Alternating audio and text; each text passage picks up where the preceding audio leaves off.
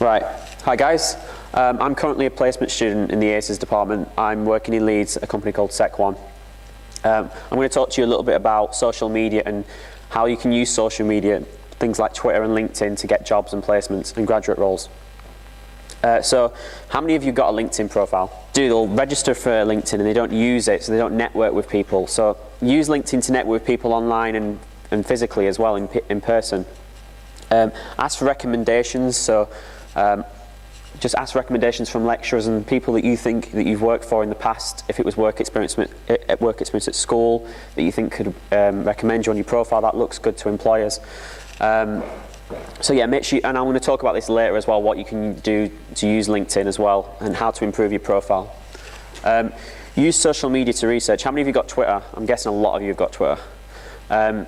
Use social media to research. What I mean by that is, on LinkedIn and Twitter, mainly Twitter, you'll find that there's a lot of people in your area that are quite prominent, have got a lot of followers, and talking about some of the things that are, jobs that are going for graduate roles, placement roles. And if you network with those people on Twitter and ask them loads of questions, that is really helpful. I found I got 2 interviews in my second year last year through Twitter, and there wasn't even a placement going. They just saw me on Twitter, following them, and they saw that as initiative. And they thought, right, we should give this guy a chance, we should interview him. Join LinkedIn groups. So if you follow the company, let's say you find an interview through the university for a company, and follow them on LinkedIn, they'll see that. And that's quite important. If they see that, it looks like you've took initiative, and they're going to see that at the interview stage when they're interviewing you. During, so this is during when you're looking for a placement.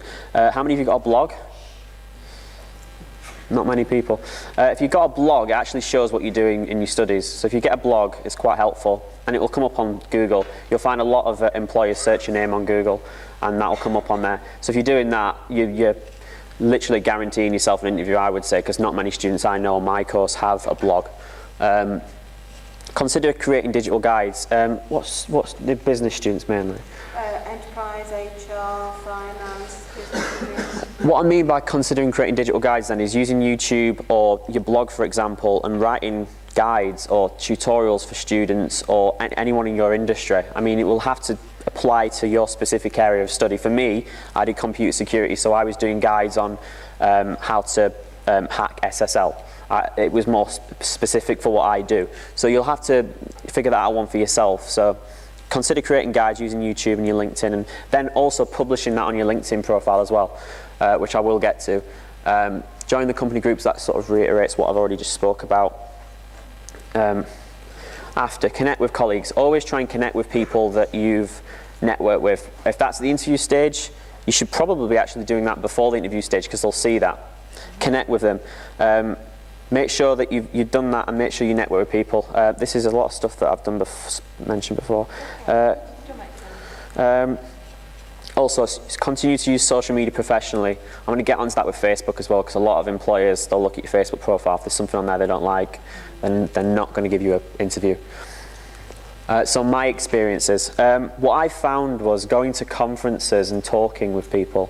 I went down to London for a conference called B-Sides London, and I did a talk with one of my students, one of my peers, and that just was huge in getting me involved with other employers. I was on my LinkedIn, and I got loads of employers messaging me going, we're interested, and recruiters coming to me and going, would you like an interview?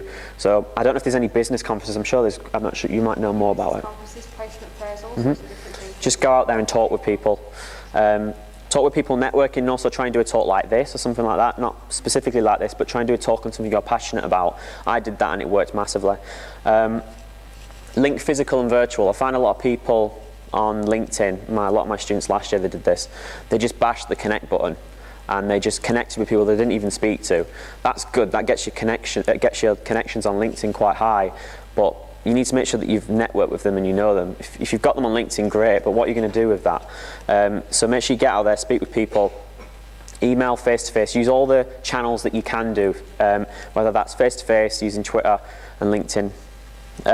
View your interviewer's profile. This one's a massive one, actually.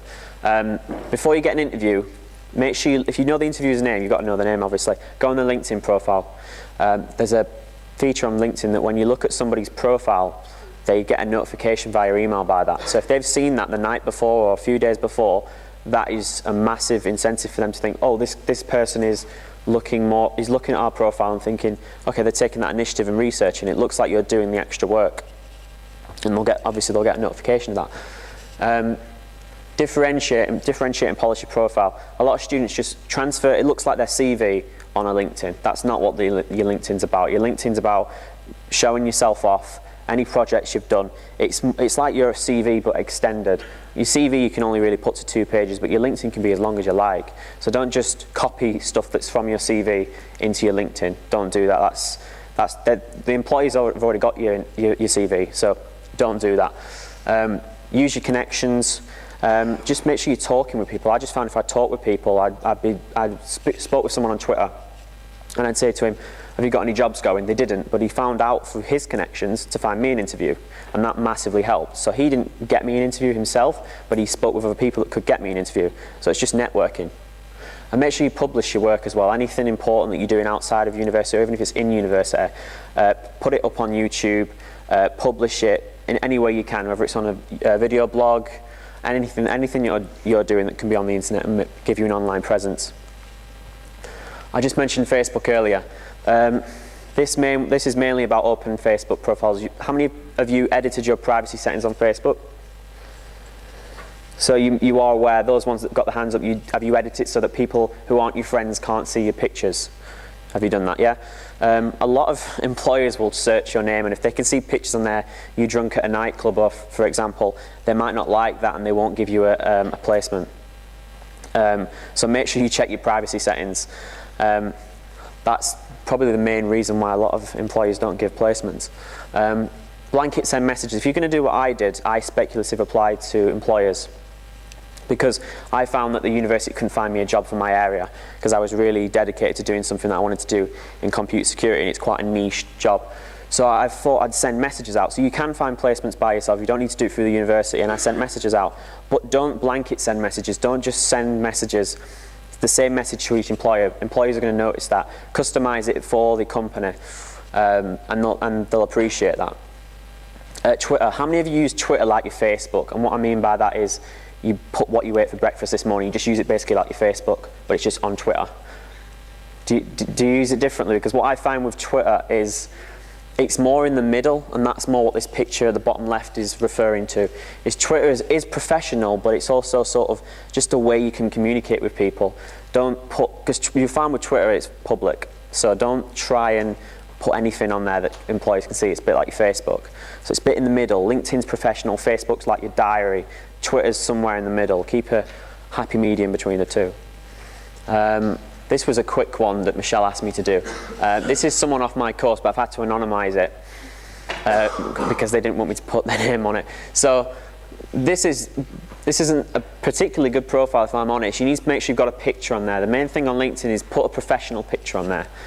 Not a picture from a night out in a nightclub where you're drunk. A professional picture, something that looks presentable to employers. And at the bottom here, he's a something consultant, and he's just basically put his role. Try and put more specific things that you've done.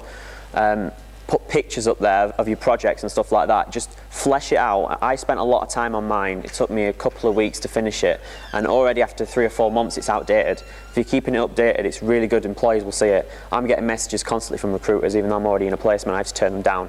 LinkedIn's the main way, and it also has a jobs feature, LinkedIn. I managed to get an interview from just messaging a company for a junior position and said, have you got a placement position? And they said, no, we haven't, but would you like to come down for an interview? And they offered me the job.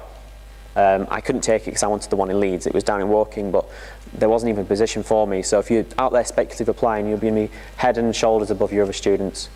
That's what I've been asked to put up there. It's the Shoe Placements Twitter that you should follow. It's got loads of vacancies up there. Any questions?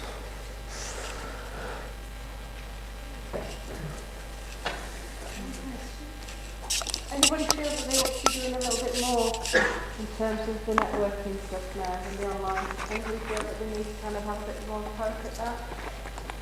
Oh, see, it was worth it coming along now, wasn't it? Poor old sausage, he's been working up in Leeds today, so he's had to nip down after work to come and talk to you. So can we give him a really big thank you?